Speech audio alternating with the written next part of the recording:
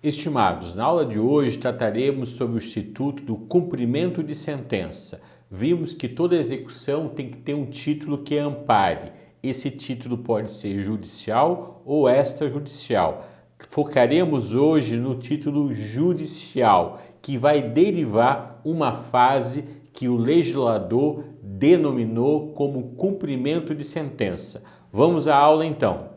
Antes de mais nada, é bom fazer algumas considerações iniciais acerca do Instituto aqui do cumprimento de sentença e contextualizar as mudanças que o processo executório teve no nosso ordenamento jurídico.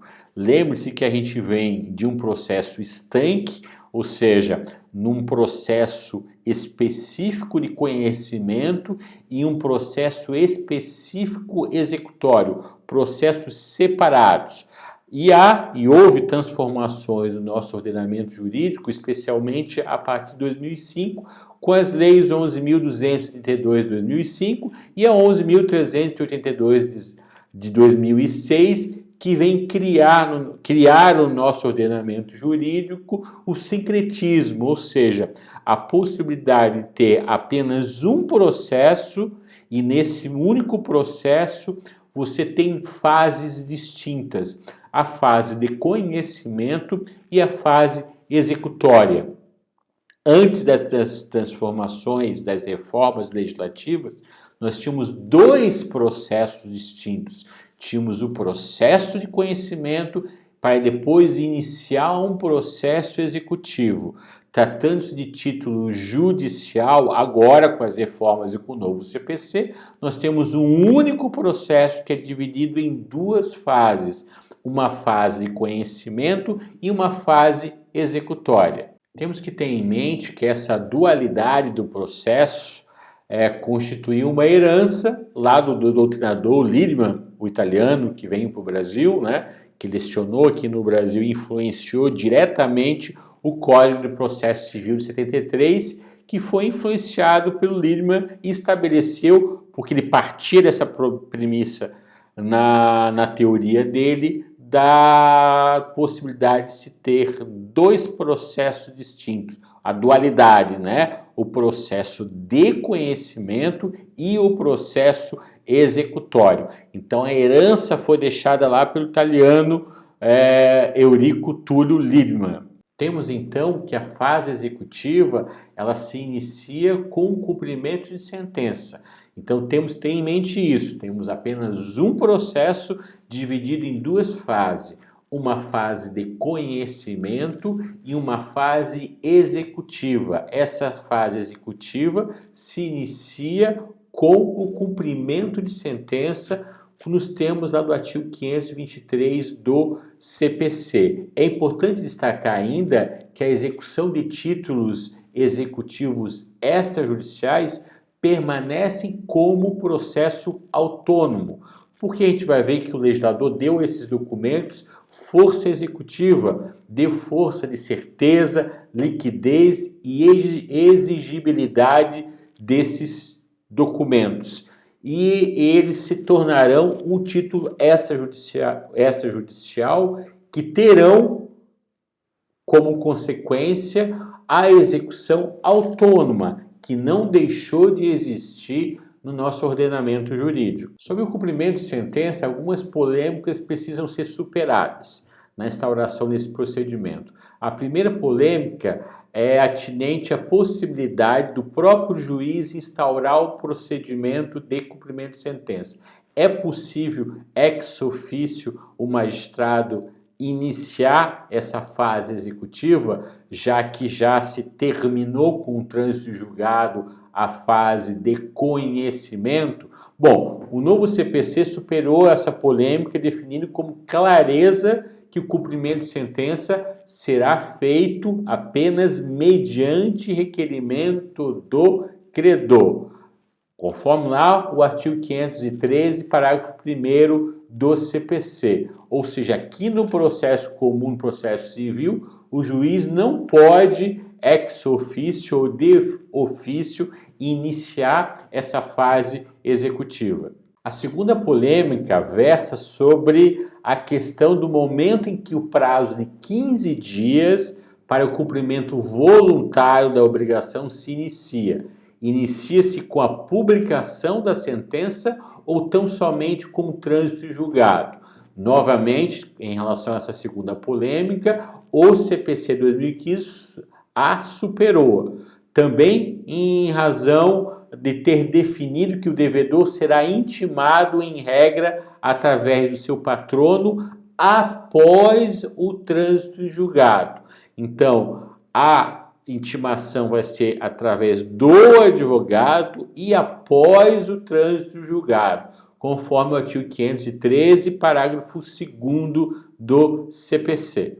A terceira polêmica está intimamente ligada com a segunda polêmica e diz respeito à forma através do qual o devedor será intimado para pagar em 15 dias. Será a intimação pessoal ou através do seu advogado? Novamente, o CPC 2015 superou essa divergência, determinando que o devedor será intimado em regra através do patrono já constituído no processo de conhecimento. Lembre-se de que a fase executória passa a ser apenas uma fase de um único processo.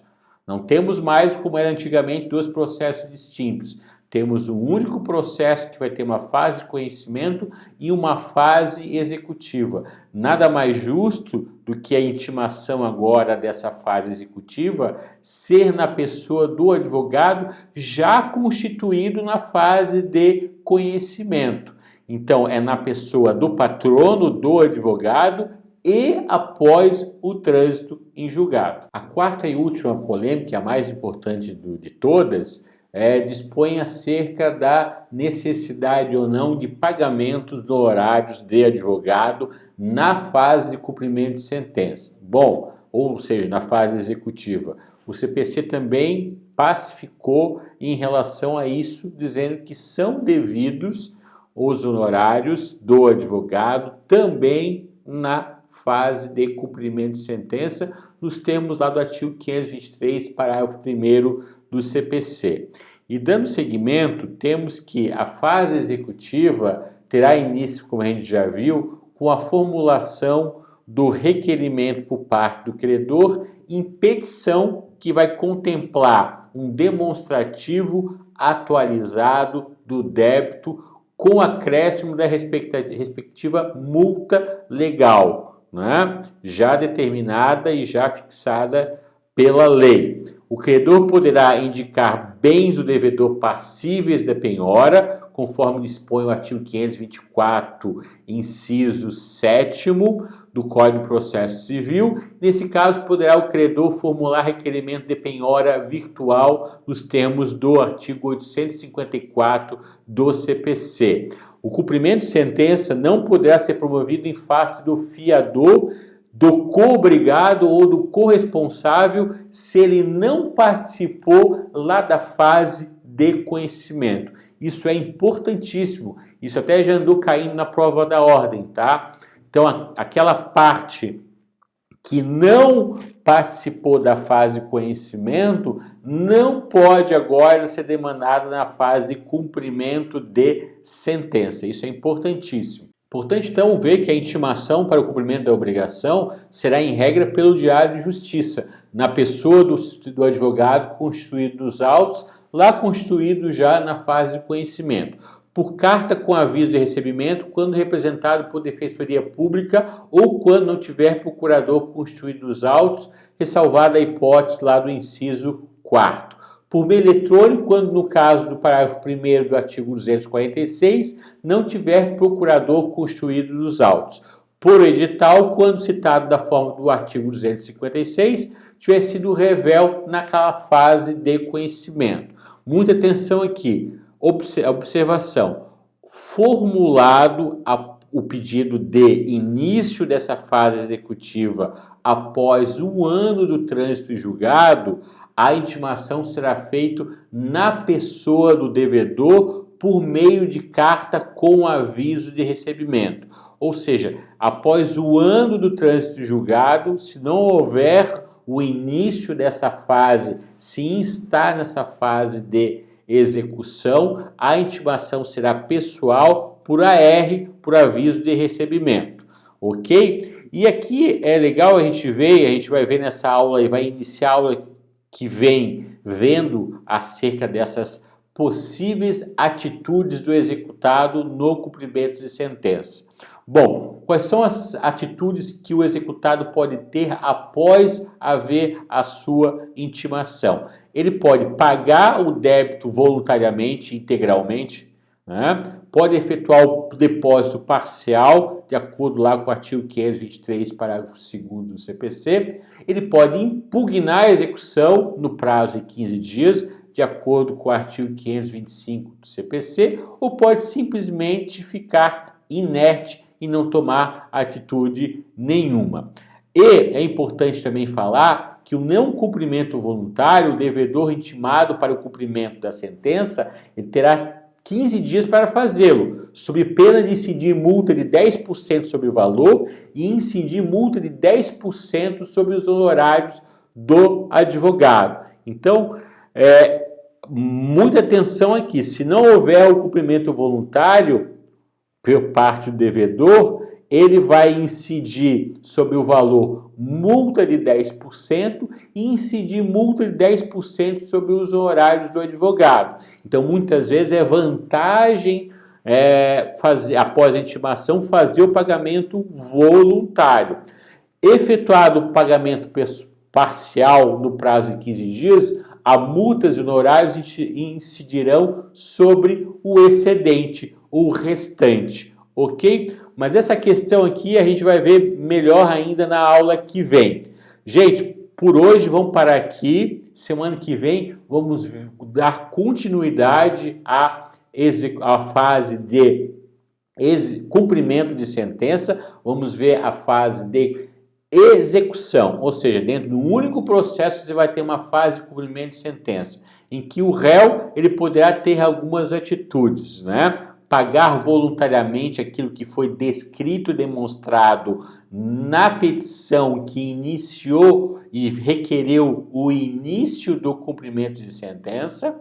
Ele pode pagar voluntariamente e não incidir as multas aqui determinadas em lei. Ou ele pode fazer o pagamento parcial, ou ele pode apresentar impugnação, e tudo isso, essas possibilidades aqui que a gente viu de atitudes do executado, nessa lâmina nós vamos iniciar a aula que vem. Bom descanso a todos e até a próxima aula.